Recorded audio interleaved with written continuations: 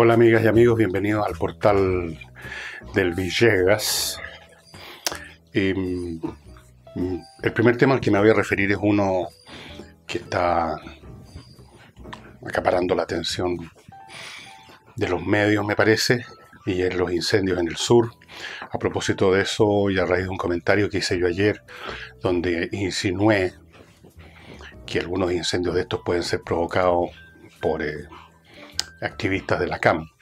Me llegó un mail de un señor, un mail un poquito reprochador, diría yo, donde me explica con muchos detalles técnicos cómo es posible que en determinados terrenos donde ha habido, por ejemplo, plantaciones industriales de pinos y cosas así, los terrenos, el suelo está en un estado muy combustible, y hasta el reflejo de una botella que esté por ahí podría iniciar un fuego.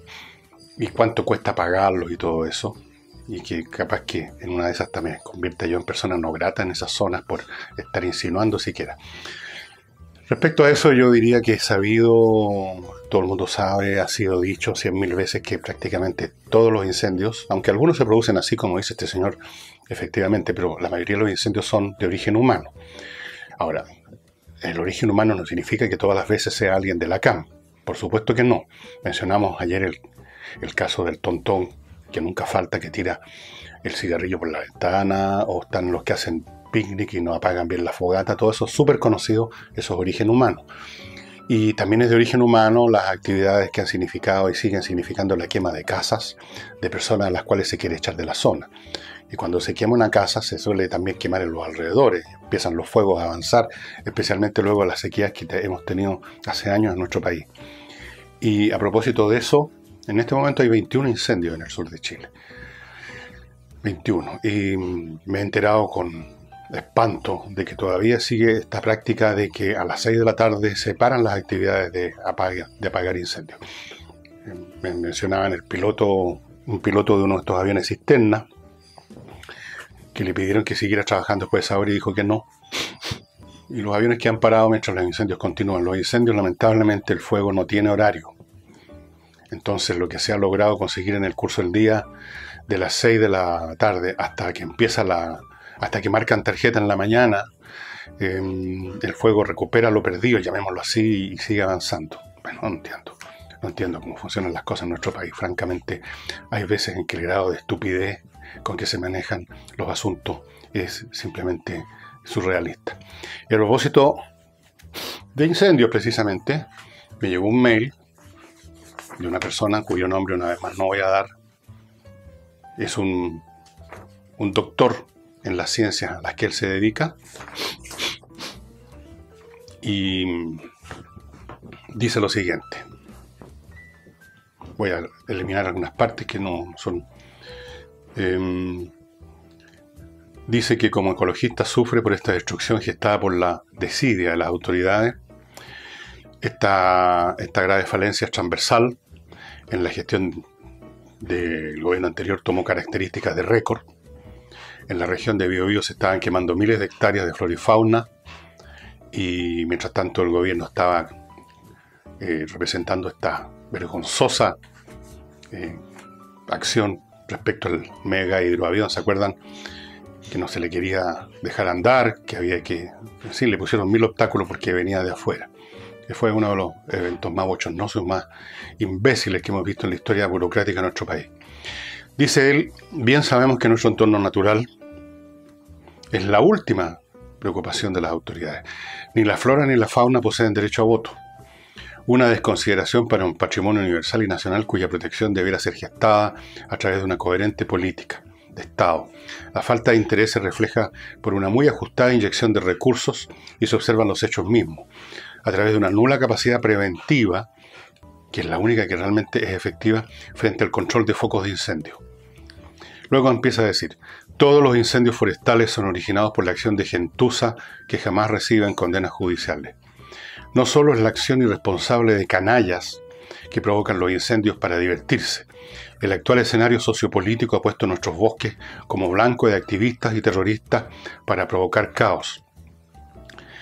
La acción estratégica de estos grupos organizados es provocar múltiples focos incendiarios mediante coordinación telefónica.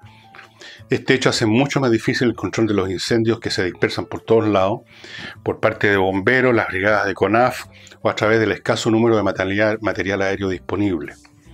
El domingo pasado, el 3 de este mes, cuando en Valdivia alcanzaba una temperatura récord de casi 39 grados centígrados, en el sector costero comenzó un incendio forestal y otros focos aledaños. Me manda una imagen, que la vi. El fuego no solo se estaba intentando controlar por bomberos de Valdivia, sino por un pequeño hidroavión y un helicóptero. Mientras, al mismo tiempo estaban siendo solicitados a la zona de Panguipulli, donde había un incendio ya declarado por varias horas, con 9 focos que también se generaron de forma instantánea. Y esto dice Información Confidencial vía Radiocomunicaciones. No sé si usted sabe, dice, CONAF tiene contratado pilotos españoles. Al menos uno de ellos estaba operando este avión. Por una información confidencial vía radio, el piloto de este avión dejó de operar a las 6 de la tarde. Desde la base de CONAF se le pidió si podía continuar, a lo que el piloto respondió que ya había cumplido con sus horas de contrato de vuelo y continuaría el día siguiente. Después este señor nos da algunos detalles técnicos de este hidroavión, que tenía que abastecerse en el río Valdivia porque no lo podía hacer en el mar por varias razones. El hecho concreto es que la interrupción de las actividades de este avión significó que el incendio se siguió extendiendo y activando por varias razones. Lo más patético es que CONAF tenía en la zona un avión en tierra, pero sin piloto que lo pudiera operar. El avión volvió a operar el día lunes, pero ya se podía apreciar la extensión de estos incendios por la gran bruma que se podía observar a través de Valdivia, desde Valdivia. Imagen 2, me mandan la segunda imagen. Luego dice lo que está ocurriendo en la zona de Panguipulli, donde se han quemado cientos de hectáreas de bosques nativos, nacidos de focos simultáneos, otra vez. El relato desesperado de un lugareño se puede observar en mensajes de WhatsApp, imagen 3, apoyado en las diversas imágenes de uno de los incendios, imágenes 4, 5 y 6. Yo las he visto todas, quiero insistir. Dicho incendio provocó la destrucción de una línea de alta tensión que produjo un corte de luz.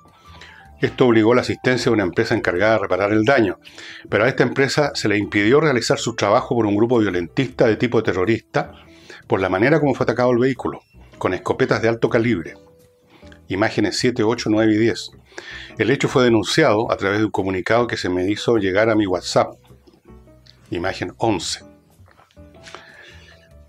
Dice, finalmente, toda esta información, entre muchas otras, son hechos reales que se viven a diario en la Araucanía y no se informan en los medios, y que recibo a través de un conducto confidencial. Mi interés es compartir esta cruda realidad confiando, etcétera, etcétera, etcétera, etcétera. Le doy por firmado que este año va a ser el año de las movilizaciones, del activismo de los secundarios y universitarios y de las acciones terroristas en la Araucanía. Todo esto amparado por un sector opositor que solo busca el fracaso del actual gobierno, aunque esto signifique llevarse el país por delante. Bueno, sí, está claro, ya hasta los escolares anunciaron que este era un año de movilizaciones y querían dejar tranquilo al gobierno. Así es que tiene de raro esto. Y antes de entrar a las cosas que tengo anotado desde ayer en la noche, aquí estoy viendo una información que el vocero de la señora alta comisionada de los derechos humanos, amén, un señor Rupert Colville, que es, digamos, el asistente, el vocero de la señora Bachelet, dijo que ella no ha decidido no ir. Es complicada la manera real. No ha decidido no ir, sino que se necesitan las correctas condiciones. ¿Cuáles correctas condiciones? Así que no puede simplemente visitar Venezuela, punto. Ella tiene al final de esta semana un encuentro en la Unión Africana. No es correcto decir que ella no quiere visitar Venezuela. Lo que pasa es que no tiene sentido ir a Venezuela si es que no se puede lograr algo. O sea, se va a lograr algo, supongo, y las correctas condiciones van a ser cuando ya haya pasado algo definitivo. Y entonces yo no veo para qué va a ir la alta comisionada de los derechos humanos. ¿No es cierto? Se supone que la visita de la comisionada de los derechos humanos para poner algún freno, siquiera por presencia, ante la situación que se está viviendo allá, en la cual, situación que consiste, por ejemplo, en que camiones militares pasan a las poblaciones y reclutan muchachos a la fuerza y se los llevan a las barracas, convirtiéndolos en rehenes, diría yo, de la población. Mientras no se determine ese acarreo de muchachos, no están dadas las correctas condiciones. Así que no tiene sentido ir a Venezuela. Tiene sentido ir a Venezuela cuando ya no haya problema. Claro que tampoco tiene sentido ir cuando no hay problema. Pero en el fondo no tiene sentido el cargo de la señora Bachelet. Eso es lo que la realidad de las cosas. Salvo para este señor que debe ganar sus buenos palos, que con una expresión muy seria, aquí lo estoy viendo en la foto, una expresión de burócrata internacional, dice que no puede simplemente visitar Venezuela, va a ir a la Unión Africana, donde todos saben, están quedando la crema en la Unión Africana, ¿no es cierto? Así que ahí tienen ustedes, una vez más, lo que les decía ayer, no está en el carácter de la señora Bachelet enfrentar problemas, no está en el carácter de personas que quizás tienen compromisos con el régimen venezolano, ir a arriesgar su posición en Venezuela. Capaz que alguien sobre por ahí, qué sé yo. Yo les voy a mostrar en un tiempo más, cuando llegue a mis manos, porque va a llegar un video. ¿Se acuerdan ustedes de lo que se dijo de la recaudación de fondos en Estados Unidos para la campaña de la señora Bachelet, que en un yate de un millonario, de estos millonarios progres que hay en Estados Unidos, se había juntado un montón de magnates? Por supuesto había estado la señora candidata en esa época, y se negó eso, se negó, no, jamás. Bueno, hay un video. Esperen ustedes un poquito, entiendo que me va a llegar pronto. Pero se negó, se niega todo, y ahora entonces sabemos que la señora Bachelet definitivamente, por boca de su vocero, no puede simplemente visitar Venezuela. Y a propósito de lo mismo, el Frente Amplio, este frente que es tan amplio que no es ningún frente, ya es una bolsa de gato, están tratando de encontrar un punto de vista común relativo justamente a lo que sucede en Venezuela, y están organizando una mesa donde las distintas posturas, que básicamente son dos: los que quieren denunciar, los que denuncian el régimen de Venezuela como una dictadura, y los que quieren defender al compañero Maduro. Entonces quieren buscar un consenso. Algunos dicen va a ser difícil llegar a una postura común, dijo uno de los voceros de algunos de los 15 o 16 movimientos. Ahora, es difícil llegar a un consenso cuando hay posturas tan y completamente opuestas. Un consenso significa estar de acuerdo en algunas cosas. Para estar de acuerdo en algunas cosas, las posiciones contrarias tienen que traslaparse en algún punto, como dos círculos que se acercan hasta que generan, al interceptarse, un área común. Y aunque sea pequeña, esa área común puede servir para llegar a un consenso porque están coincidiendo en esa área. Pero si nunca se acercan, ¿de dónde podría salir el consenso, estimados amigos? ¿Consenso en qué? ¿Cómo puede coordinarse y consensuarse una posición tan opuesta a la otra? Salvo que llamemos consenso lo que se suele hacer en estos casos, que es redactar una retórica vergonzosa que no dice nada. Porque, por ejemplo, les voy a poner un ejemplo de retórica vergonzosa que no dice nada y en la cual todos podemos estar de acuerdo. Yo puedo decir: queremos que el mundo sea un lugar donde reine la paz, la justicia y el amor universal. ¿Quién podría decir que no es eso? Pero es un consenso. El problema es que tanto la justicia como la paz y el amor universal pueden tener definiciones completamente distintas. Cómo se llega a la paz puede tener visiones completamente distintas. ¿Qué es lo que es justicia? Empiecen ustedes a escarbar el término justicia y van a ver que hay diferencias de opinión. Estas cosas ya las discutieron Platón en algunos diálogos. Esto es un tema muy viejo. El tema es cómo se llega a estos ideales generales, universales, abstractos. Entonces, pueden redactar algo por el estilo, pero eso no es un consenso, eso es una charada nomás, es una farsa. ¿Y qué clase de movimiento o frente es este que no encuentran consenso ni siquiera ante cosas evidentes? Porque aquí no se trata de distintas visiones sobre un tema complejo, conceptual, filosófico, político, qué es la verdad, qué es la justicia. No, se trata de hechos que están ante la vista, hechos, lo que ocurre con la economía venezolana, con los venezolanos que se van por millones, son hechos. ¿Cómo se puede ante hechos tener posiciones tan distintas? ¿Qué clase de partido o frente es este que no es capaz de tener una posición común frente a los hechos, no frente a temas discutibles? Ahora, ¿de dónde vienen estas posiciones polares en el Frente Amplio? Vamos a suponer, dividamos, digamos, este lote de 15 o 16 movimientos en dos bloques para simplificar el análisis. Los que están a favor de considerar que Venezuela, como lo muestran los hechos, es una dictadura incompetente, como casi todas las dictaduras, ruinosa, como casi todas las dictaduras, y sofocante. Y hay uno que lo encuentra que hay que defender al compañero Maduro, pues. Entonces, ¿de dónde vienen? Bueno, es cuestión de mirar el origen político, ideológico de quienes constituyen estos movimientos, quienes dieron origen, quienes inventaron estos movimientos. Hay un sector de inspiración marxista. Digo inspiración, no de formación, porque de formación marxista no queda nadie en Chile. De inspiración, una cosa así, media etérea. De inspiración marxista, alimentado, conformado por viejones y viejonas que tienen una cierta carrera, algunos en los medios de comunicación, otros en la escena, otros como Tony en el circo, y que siempre han profesado esa fe. Digamos, no conocen nada del asunto, nunca estudiaron realmente. Aquí el único marxista que yo conocí de verdad era el famoso Indio Martínez, de los años 60-70, que daba clases sobre eso en la universidad. Todos los demás son simplemente leedores de panfletos, pero en fin, asumamos que esos son marxistas. Entonces, están inspirados en esa fe, la han profesado toda su vida, se les puede haber diluido un poco, la pueden haber olvidado un poco, pero ahí está la fe. Como la gente que tiene una fe religiosa, que de repente pasan por periodos en que no van a la iglesia, que no van a las celebraciones religiosas, pero en cualquier momento se les reaviva la fe, especialmente cuando están en peligro de muerte.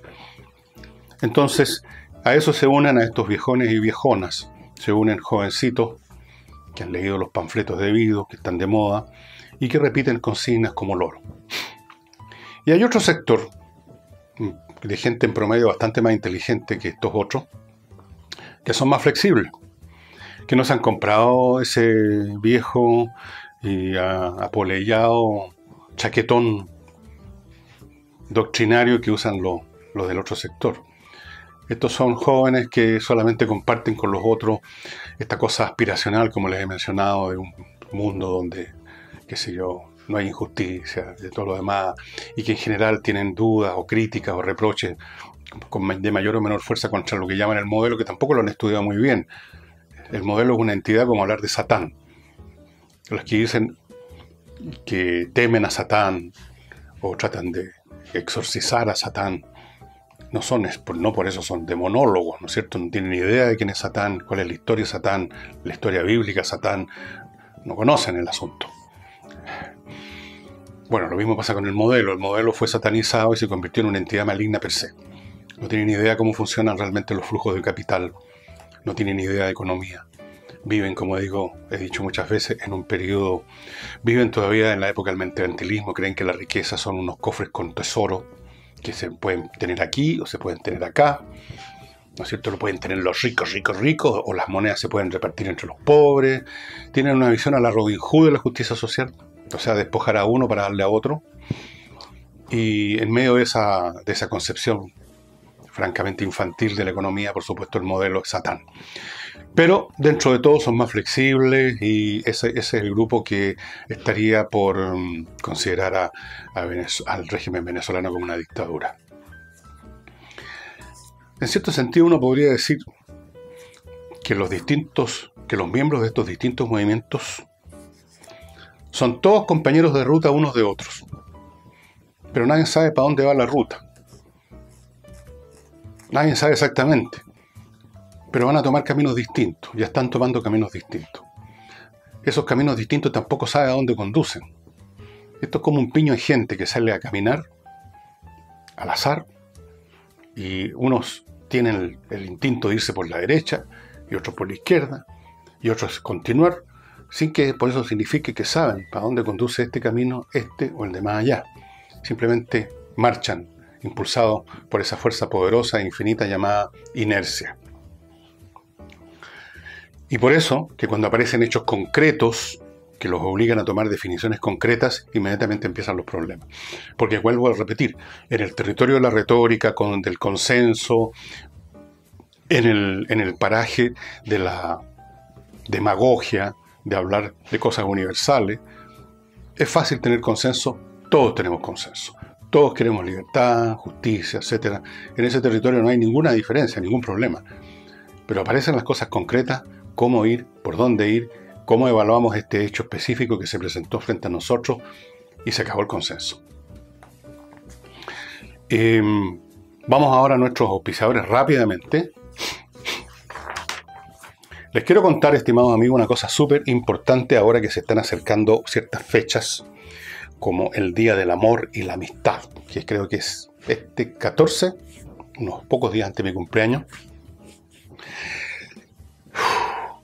Baumex está haciendo algo muy especial para que usted celebre en grande esta fiesta del amor y la amistad. Está ofreciendo un 30% de descuento. Escuchó bien, 30% de descuento en las compras que usted haga a través de baumex.com, es decir, las compras online, y que puede comprar todo lo que es joyería de primera calidad, de la cual les he contado muchas veces que está hecha no solamente con metales finos, preciosos, como el oro, la plata, etcétera, piedras preciosas, sino que además está diseñada por orfebres que son artistas. Estamos hablando, que puede encontrar en Baumex las pulseras de Charms, que ya les conté cuáles eran las pulseras de Charms, platería con cristales Swarovski, la platería italiana, que también es muy especial, la línea Moonlight de plata esterlina y piedra luna, las joyas de Bohème. Las joyas de Bohème les he contado hartas veces ya que están inspiradas en el arte morisco, en un diseño muy especial que solo se encuentra en el sur de España. Las joyas de plata de palo para hombres, muy bonitas, y platería mexicana, por supuesto. Baumex.com, hasta ese día del amor y de la amistad, que es el 14 de febrero, está ofreciendo un 30% de descuento al comprar por baumex.com. Ustedes están viendo a mi izquierda cómo se escribe Baumex, con B larga, etcétera, y terminado en X, baumex.com. Así es que aproveche esto. Qué gesto más de amor que el descuento del 30% para todos ustedes. Y ya está haciendo un tremendo calor, ya lo estoy empezando a sentir. No he prendido todavía mi clima, se me olvidó prenderlo, además, en fin, ya quería sentir lo que están sintiendo ustedes que no tienen clima. Calor desde la mañana. Clima, estimados amigos, es una tecnología absolutamente del siglo XXI, premiada por su innovación. Esta es una empresa chilena, no lo olviden. Premiada por sus innovaciones tecnológicas, por ejemplo, todo lo que tiene adentro de servicios de software. Esto usted no lo va a encontrar en una estufa parafina, eso, ni en un ventilador. Y la financiación, que consiste en que usted arrienda el servicio por la cantidad que ustedes están viendo a mi lado, 25.990 por equipo al mes. No importa si usted usa todo el día prendido el equipo, como hago yo, o lo prende un rato, como usted quiera. Recuerden que este equipo funciona también como calefactor en invierno. Y le quiero recordar a las amigas y amigos que viven en el sur y que están acostumbrados a quemar leña o chips y todo eso, que esto es incluso más barato que eso. Si alguien creía que la leña es lo más barato que hay, no es tan barato. Y además produce problemas, produce contaminación dentro de la casa y fuera de la casa. Los depósitos de leña y chip también producen problemas muchas veces. Se empiezan a juntar ahí bichos, ratones. Es una nata, es un lío. ¿Para qué hablamos de las estufas eléctricas, las de parafina y las de gas? Todas son más costosas y todas son muchísimo menos eficientes que la tecnología Climo, que incluso a la pasada purifica el aire. Y está conectada a internet, usted la puede controlar de cualquier parte de Chile, de cualquier parte de la casa, de cualquier parte del mundo. Y muy importante, la empresa está justamente con este sistema de conexión a internet monitoreando a su equipo, de forma que ellos encuentran la menor cosa.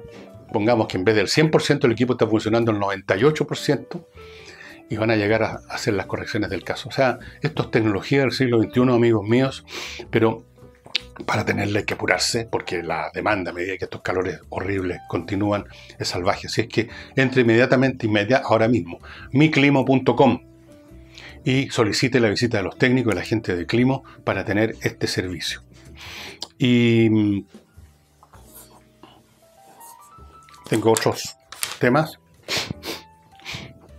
El Papa ha reconocido abiertamente un tema que es viejísimo, que ya se discutía abiertamente en Europa, especialmente en Francia, durante la época de la Revolución, o sea, en el siglo XVIII, y es los abusos cometidos contra monjas. Si ustedes leen historias, estas historias medias secretas, porque esto de la historia secreta no es un invento de Chile, ¿no? Que se escribieron en el siglo XVIII y XIX sobre Francia, sobre la vida cotidiana, sobre las vidas, sobre cosas que no se sabían durante la época de la monarquía. Bueno, había muchas historias en que se contaba, por ejemplo, de que habían pasajes secretos que unían un monasterio con una abadía, cosa que los monjes pudieran ir a hacer visitas confesionales, supongo. Montones de historias o de cementerios dentro de los conventos de criaturas abortadas, historias de horror, muchas de ellas pueden haber sido ficticias, por supuesto. O sea, el tema del abuso ha sido es permanente y el Papa, nuestro Papa actual, el Papa Francisco, ha dicho que esto existe, que es una historia vieja y que, bueno, que hay que tomar medidas. No sé qué medidas, porque aquí hay un tema de fondo, estimado amigo, que está detrás de estos problemas que ha tenido y ha tenido siempre, solo que ahora se conocen, aparecen inmediatamente se hacen públicos. Después del instinto de supervivencia, un instinto feroz que hace que la gente pueda correr pisoteando a sus propias criaturas, sus propios hijos por salvar el pellejo, y uno lo observa en cualquier situación de peligro, cómo la gente se convierte realmente en animales salvajes. Es un espectáculo realmente deprimente y muy despreciable. Las estampidas de los aterrados, pueden ver en los temblores. Son capaces de cualquier cosa los aterrados. Esta es funcionando el instinto de supervivencia. La segunda fuerza más poderosa es el sexo. El sexo está presente en la vida de todos nosotros de mil maneras. Es una fuerza muy poderosa porque es la manera como las especies vivientes se garantizan su propagación, su subsistencia. Tiene que ser un instinto poderoso que sobrepase casi cualquier obstáculo. De esto escribió mucho Schopenhauer. Es muy interesante lo que escribía. Todas estas historias románticas que uno ha visto en películas o en novelas, de amor es imposible entre un mendigo y una reina y cosas como esas.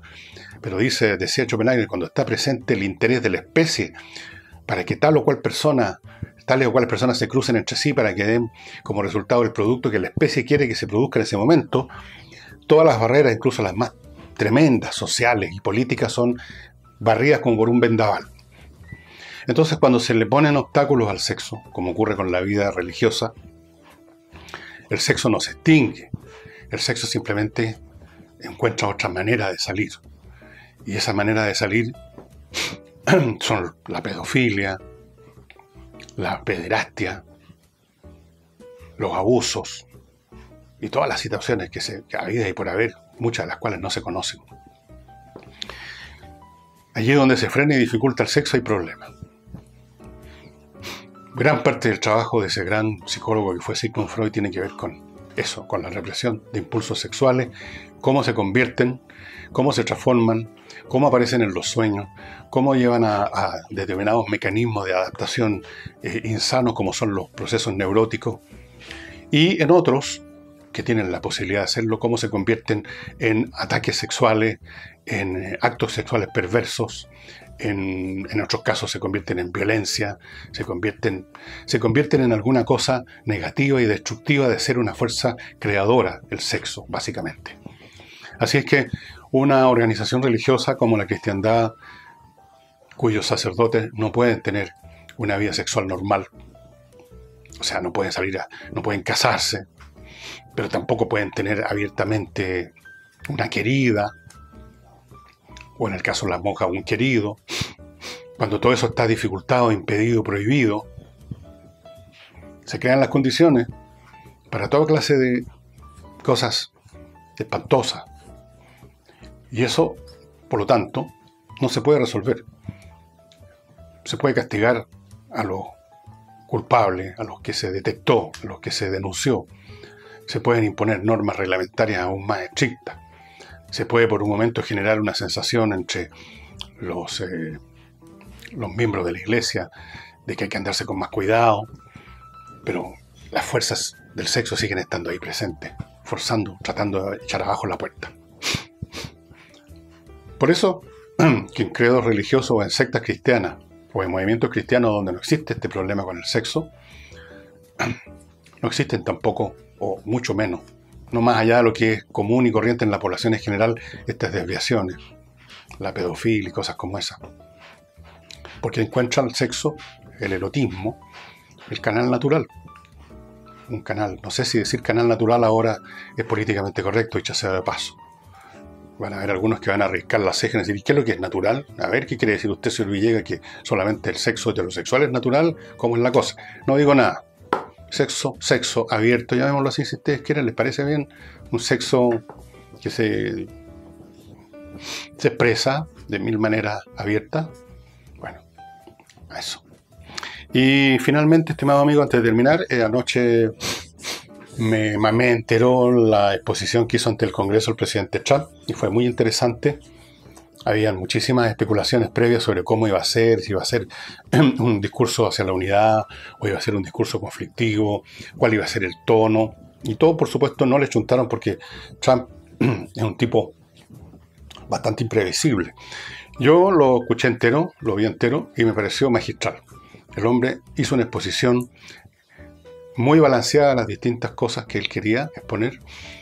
Fue básicamente una exposición unitaria, llamando a la unidad, enumerando uno tras otro todos los proyectos que en el pasado, en el presente, importantes proyectos para Estados Unidos han sido logrados gracias a la colaboración en el Congreso de demócratas y republicanos.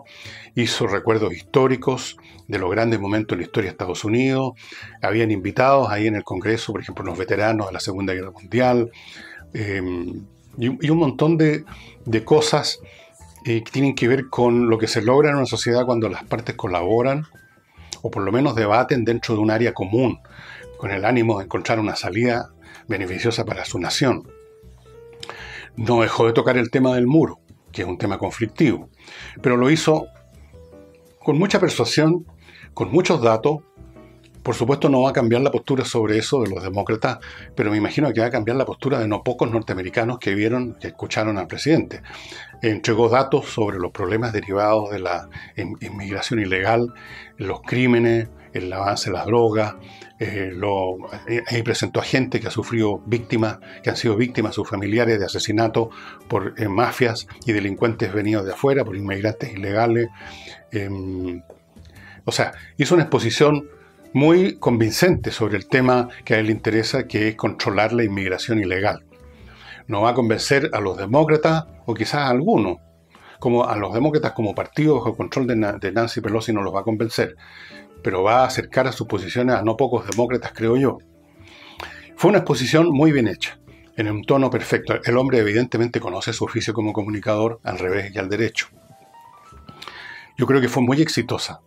Incluso ocurrieron cosas que no estaban previstas y que son inéditas en una exposición, como cuando todo el mundo que estaba ahí, o sea, los congresales, los invitados, los ministros de Estado que estaban ahí, se pusieron a cantarle a una persona de origen judío, a la cual se había celebrado antes por otras razones, y estaba de cumpleaños y todo el mundo empezó a cantar Happy Birthday to You. Fue una cosa increíble, hubo elementos emocionantes, fue poderoso. Fue muy poderoso, con un solo punto negro, que en realidad es un punto blanco. Lamentablemente las congresalas demócratas, las muchas señoras que hay ahora en el Congreso norteamericano, y que enorme mayoría del 90% son demócratas, se comportaron como colegialas. O sea, en primer lugar ya se organizaron para ir todas vestidas igual, de blanco. Actuaron como una barra brava que se uniforma para ir a un partido. Y entonces hicieron alardes de su postura. Cuando todo el mundo aplaudía de pie, ellas se quedaban sentadas. Cuando las cámaras las mostraban de cerca, se les veía intercambiando sonrisitas burlescas. Fue un espectáculo realmente penca. Se comportaron como unas colegialas, haciendo un numerito, haciendo una especie de funa. Yo creo que el público norteamericano, incluso el público que votó por esa señorita, que estaban ahí vestidas todas de blanco y todas en el mismo sector, era como una barra brava, deben estar bastante arrepentidos de haber votado por personas de tan poco criterio, que convierten un acto solemne como es estas exposiciones en una oportunidad para hacer una especie de manifestación. No digo yo que empezaron a gritar ni nada, no. Pero en muchos sentidos, a lo cual se sumaron demócratas hombres también, con sonrisitas y caras, así la del picado, la del que quiere demostrar que está por encima de lo que está escuchando. Pero sacar una sonrisita así no cuesta nada, cualquier idiota saca una sonrisita. Todo lo hemos visto en programas de televisión, las sonrisitas así de superioridad que significan simplemente que el tipo o la tipa que está sonriendo es simplemente un deficitario mental que quiere parecer como inteligente. Fue la parte negra, pero tampoco prevaleció. La verdad es que esa funa ridícula en blanco no tiene ni una importancia. Yo estoy casi seguro, no he visto las cifras, no sé si ya existirán, creo que sí, sondeos de opinión, que Trump debe haber ganado unos cuantos puntos de aprobación en el público norteamericano. Pero está por verse en todo caso, gane o no gane puntos de aprobación. Dudo que esto vaya a tener alguna significación política. Ojalá que sí, porque creo que es bueno que Estados Unidos logre encontrar algún tipo de punto de encuentro políticamente hablando, porque lo que pasa en Estados Unidos nos atañe a todos en el fondo. Y bueno, enumeró todos sus logros, que no son pocos, sobre todo en el área económica, que ahí nadie los puede recusar. Las cifras de crecimiento, la disminución de la cesantía, la cantidad de empleos que se han creado estos años y este último mes, incluso en solo un mes más de 300.000 nuevos empleos. Bueno, fue una muy buena exposición. Vamos a ver, yo me voy a encargar hoy día de ver las repercusiones de esta exposición y les seguiré contando mañana. Yo vuelvo a agradecer a las personas de Patreon y muy especialmente también a las personas que no voy a mencionar porque no corresponde, y a todas ellas les mando un agradecimiento, a las no pocas personas, sino en realidad bastantes personas que están colaborando directamente con nosotros a través de una cuenta especial. Muchas gracias y nos vemos, espero, mañana.